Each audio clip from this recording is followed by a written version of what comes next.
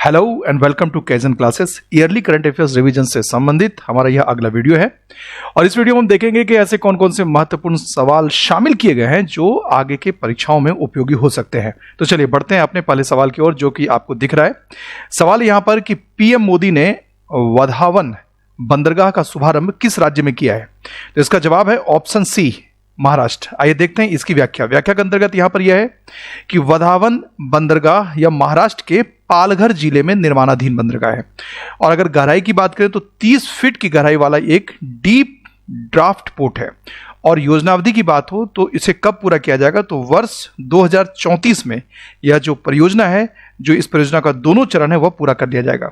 बढ़ते हैं अपने अगले सवाल की ओर। अगला सवाल यहां पर यह है कि 31 अगस्त 2024 को किस देश ने सोशल मीडिया प्लेटफॉर्म एक्स को निलंबित किया? वह देश है कौन सा? वह देश है ब्राजील। ब्राजील का ऐसा कहना है कि एक्स की जो वहां गतिविधियां थी वह देश की संप्रभुता के अनुकूल नहीं थी। चलिए अगला क्वेश्चन यहां पर यह है कि प्रदूषण नियंत्रण पोत समुद्र प्रताप का शुभारंभ कहां किया गया? तो ध्यान दीजिएगा, यह जो पोत है वह क्या हुआ है? प्रदूषण नियंत्रण पोत। अब देखते हैं कि शुभारंभ कहां किया गया। तो इसका शुभारंभ कहां किया गया? वह किया गया गोवा में। अब एक नजर इसकी व्याख्या जानना काफी जरूरी है। सबसे पहली बात, इसका निर्माण किया है गोवा शिपयार्ड लिमिटेड ने और यह क्या करेगा? तो समुद्री तटों पर तेल रिसाव की घटनाओं का पता लगाएगा और साथ ही साथ उन्हें रोकने में सहायता करेगा। अगला क्वेश्चन यहां पर है कि प्रोजेक्ट नमन किसने लॉन्च किया? तो इसे लॉन्च किया भारतीय सेना ने। और प्रोजेक्ट नमन के अंतर्गत क्या किया जाता है वह देखिए कि तो यह जो प्रोजेक्ट है यह भारत में, ध्यान दीजिए, भारत में स्पर्श केंद्रित कॉमन सर्विस सेंटर स्थापित करके रक्षा पेंशन भोगियों, मतलब डिफेंस रिलेटेड जो है, पूर्व सैनिकों और उनके परिवारों को सहयोग और सेवाएं प्रदान करने के लिए शुरू किया गया है। तो दिमाग में यह क्वेश्चन जरूर आता है कि स्पर्श केंद्रित कॉमन सर्विस सेंटर आखिर यह है क्या? तो देखिए इसके अंतर्गत जो मुख्य कार्य किए जाते हैं वो कौन कौन से हैं? एक तो पेंशन संबंधी सहायता, दूसरा डिजिटल जीवन प्रमाण पत्र, तीसरा अन्य सरकारी और गैर सरकारी सेवाएं और चौथा ग्रामीण क्षेत्रों में कनेक्टिविटी। जो अगला क्वेश्चन यहां पर क्वेश्चन यह कह रहा है कि पेरिस पैरालंपिक में प्रीति पाल ने कौन सा पदक जीता? तो उन्होंने जीता था कांस्य पदक। अब यह कि किस में जीता था? तो प्रीति पाल एक भारतीय पैरा एथलीट हैं और 100 मीटर और 200 मीटर की जो दौड़ स्पर्धा है उसमें उन्होंने कांस्य पदक जीता था।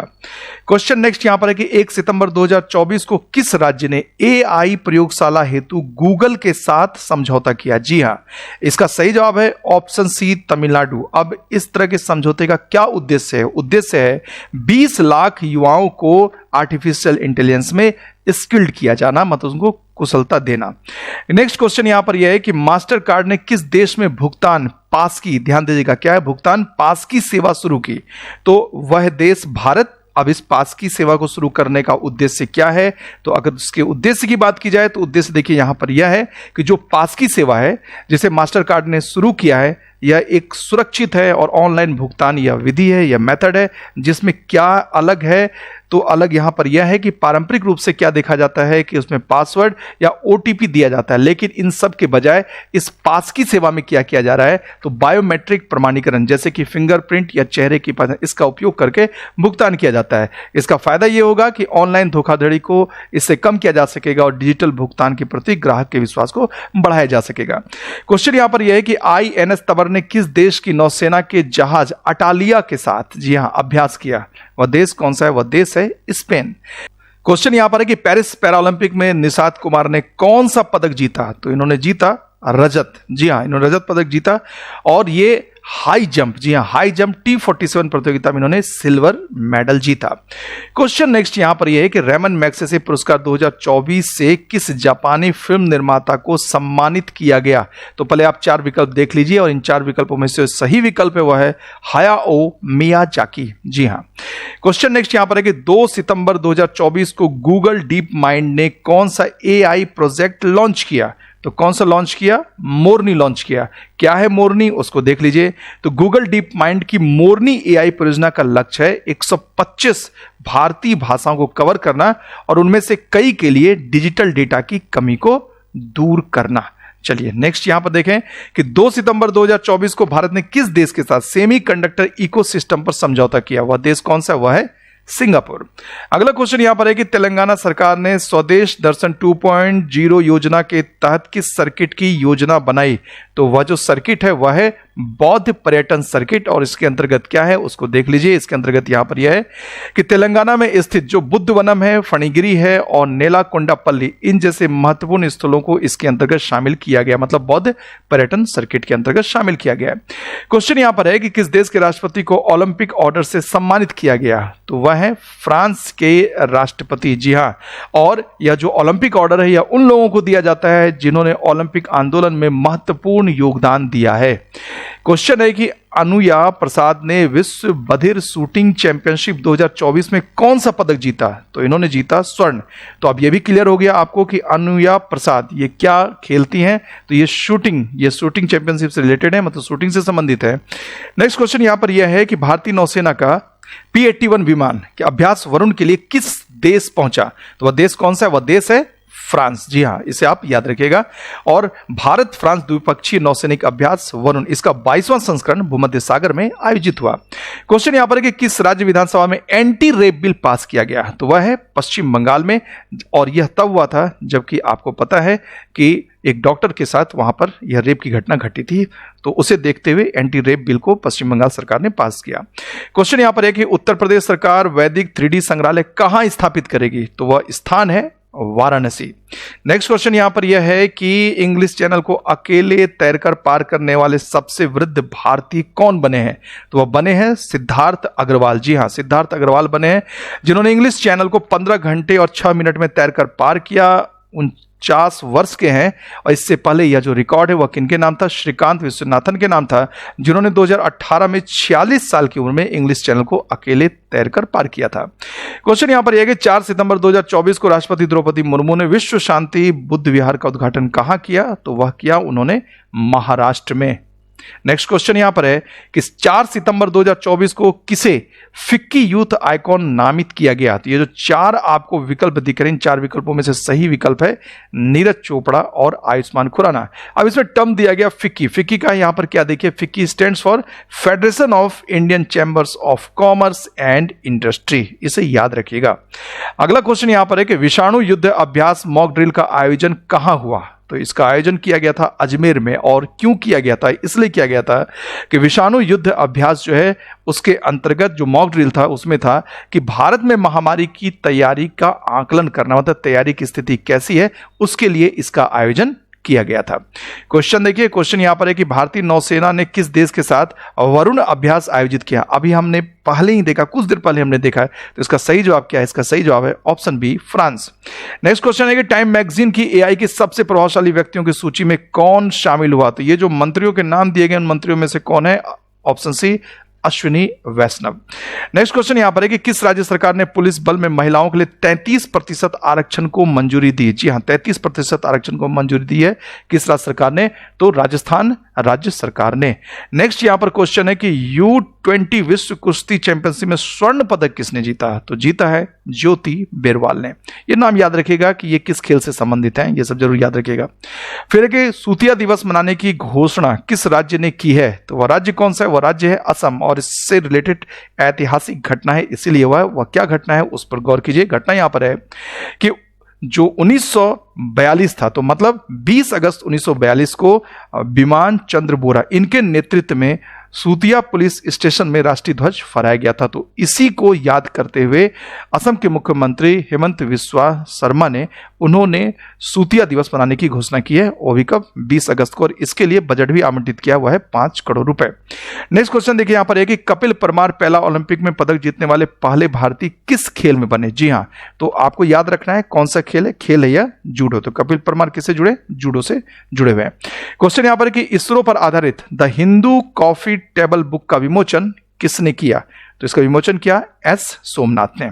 अब एस सोमनाथ वो इसरो के अभी ये रिटायर्ड प्रमुख है। नेक्स्ट यहां पर यह कि 7 दिसंबर 2024 को विश्व रिकॉर्ड के साथ स्वर्ण पदक किसने जीता। जी हां, इस क्वेश्चन देखिएगा, विश्व रिकॉर्ड के साथ स्वर्ण पदक किसने जीता है, तो वो है शौर्य सैनी, और ये भी शूटिंग से संबंधित है। नेक्स्ट क्वेश्चन यहां पर है कि 900 करियर गोल तक पहुंचने वाले पहले खिलाड़ी कौन बने, तो वह बने रोनाल्डो। एकदम से महत्वपूर्ण क्वेश्चन है, और रोनाल्डो पुर्तगाली फुटबॉलर है। अगला क्वेश्चन है कि किस राज्य की विधानसभा ने दल बदलुओं के लिए पेंशन समाप्त करने वाला विधेयक पारित किया है, तो यह है कौन सा, यह है हिमाचल प्रदेश। जी हाँ, इसका मतलब यह है कि अगर कोई पार्टी एक दल को छोड़कर दूसरे दल में शामिल होती है तो ये क्या हुआ, ये दल को बदलना हो गया, तो फिर इनका पेंशन जो होगा वो क्या हो जाएगा, वह समाप्त हो जाएगा। क्वेश्चन यहां पर यह है कि किस राज्य सरकार ने आधार कार्ड के लिए एनआरसी रसीद संख्या अनिवार्य की है, वह कौन है? तो इसमें जो 4 विकल्प दिख रहे हैं उसमें से सही विकल्प है असम। जी हाँ, असम सरकार ने क्या किया है कि राष्ट्रीय नागरिक रजिस्टर, जो कि एक रजिस्टर है जिसमें सभी वास्तविक भारतीय नागरिकों के नाम शामिल हैं, तो अब यहां पर उन्होंने ये कहा है कि आधार कार्ड के लिए इस एनआरसी रसीद संख्या को इसने अनिवार्य कर दिया है, मतलब असम सरकार ने। क्वेश्चन है कि अमेरिकी ओपन खिताब प्रथम बार किसने जीता? तो किसने जीता? आर्यना साबालेंका ने। और ये कहां की? तो ये है बेलारूस की। फिर सुपर टाइफून यागी ने किस देश में भारी तबाही मचाई? तो कौन सा देश? वियतनाम। तो याद रखिएगा, यागी क्या है? यह सुपर टाइफून है। फिर क्वेश्चन यहां पर यह है कि नुआखाई उत्सव कहां मनाया गया? तो यह मनाया जाता है उड़ीसा में। जी हां, और ये किसके द्वारा मनाया जाता है? तो किसानों के द्वारा मनाया जाता है, और यह मनाया जाता है हर वर्ष गणेश चतुर्दशी के एक दिन बाद। अगला क्वेश्चन है कि पेरिस पैरा ओलंपिक 2024 की पदक तालिका में कौन शीर्ष पर रहा? तो वह देश है चीन।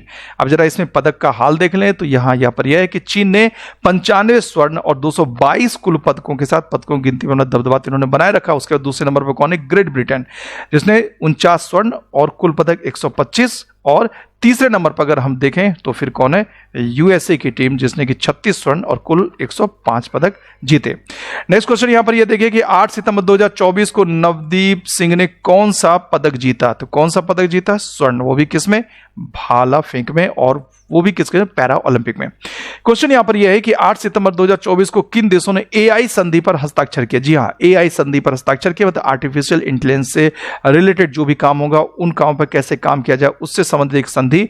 कौन कौन है? तो ये जो 4 विकल्प आपको दिख रहे हैं, 4 विकल्पों में से सही विकल्प है यूरोपीय संघ, अमेरिका और ब्रिटेन। अगला क्वेश्चन यहां पर है कि अमेरिकी ओपन 2024 पुरुष खिताब किसने जीता? तो किसने जीता? तो जीता है जेनिक सिनर ने। और जेनिक सिनर की अगर बात करें तो यह क्या है? इतालवी पेशेवर टेनिस खिलाड़ी। नेक्स्ट क्वेश्चन, स्वच्छ वायु सर्वेक्षण 2024 में कौन सा शहर शीर्ष पर रहा? फिर से स्वच्छ वायु सर्वेक्षण 2024, तो कौन रहा शीर्ष पे? यह ऑप्शन बी, सूरत। नेक्स्ट क्वेश्चन यहां पर है, उस क्वेश्चन पे हम गौर करें। क्वेश्चन देखिए क्या है। क्वेश्चन है एशियन हॉकी चैंपियनशिप ट्रॉफी 2024 का आयोजन कहां किया गया? तो इसका आयोजन किया गया चीन में। फिर नेक्स्ट क्वेश्चन देखिए। नेक्स्ट क्वेश्चन यहां पर है कि हल्दी की नई प्रजाति की खोज कहां की गई है? तो हल्दी की नई प्रजाति की खोज की गई नागालैंड में। अगला क्वेश्चन यहां पर है कि अंतर्राष्ट्रीय सौर गठबंधन का, जी हां, 101वां सदस्य कौन बना? तो वह बना नेपाल। फिर अगला क्वेश्चन कि भारत की पहली एशियाई स्कूली चैंपियन छात्रा कौन बनी? तो वह बनी दीपाली थापा। देखिए अब हम रिवीजन कर रहे हैं, इसीलिए हमारा प्रयास है कि हम जल्दी से रिवीजन कर ले ताकि आपको सारे रिकॉल हो जाए और जो महत्वपूर्ण करंट अफेयर्स हैं वो आपको रिमाइंड कराना। चलिए नेक्स्ट क्वेश्चन यहां पर है कि सर्वश्रेष्ठ देशों की रैंकिंग में कौन शीर्ष पर आ? जी हाँ, तो अब ये जो विकल्प आप देख रहे हैं इन विकल्पों को जरा आप गौर से देखिए। इसमें से अगर हम सर्वश्रेष्ठ देश की बात करें तो वह देश कौन है? वह है स्विट्जरलैंड। और यह किसने डिसाइड किया है? तो ये किसने सर्वे किया अगर बात करें तो US news and world report ने, जिसमें कि दूसरे नंबर पर जापान है और तीसरे नंबर पर अमेरिका है। फिर देखिए यहां पर है कि विश्व का दूसरा सबसे बड़ा 5G स्मार्टफोन बाजार कौन बना है? तो वह बना है भारत। ये तो आपको याद रखना ही चाहिए। अगला क्वेश्चन यहां पर है कि किस राज्य में 80% आरक्षण के साथ जनजातीय विश्वविद्यालय स्थापित किया जाएगा? तो वह कौन है? वह है महाराष्ट्र। नेक्स्ट क्वेश्चन यहां पर है कि संयुक्त राष्ट्र महासभा का 19वां सत्र कहां शुरू हुआ था? होगा यहां पर, तो वह कहां शुरू हुआ था? तो वह शुरू हुआ था न्यूयॉर्क में। और फिर अगला क्वेश्चन यहां पर यह है कि सिंगापुर साहित्य पुरस्कार किसने जीता? तो वह जीता ऑप्शन बी, प्रशांति राम। जी हां, प्रशांति राम ने। और सिंगापुर साहित्य की अगर बात की जाए तो यह पुरस्कार हर 2 साल में दिया जाता है और इसमें मुख्य रूप से 4 भाषाओं में प्रकाशित कार्यों के लिए यह पुरस्कार दिया जाता है, जिसमें एक है अंग्रेजी, दूसरा है मलय, तीसरा है चीनी और चौथा तमिल, मतलब मैंड्रीन भाषा की बात हो रही है यहाँ पे। नेक्स्ट क्वेश्चन यहाँ पर है कि 11 सितंबर 2024 को किस देश ने अपना सबसे बड़ा ओशन 2024 नौसैनिक अभ्यास शुरू किया है? वह देश कौन सा है? वह देश है ऑप्शन बी, रूस। अगला क्वेश्चन यहां पर यह है कि 12 सितंबर 2024 को किसने 19वें महासभा सत्र में संयुक्त राष्ट्र के सदस्य देशों में स्थान मिला? इसे याद रखना है हमें। और वह देश कौन सा है? वह देश है ऑप्शन सी, फिलिस्तीन।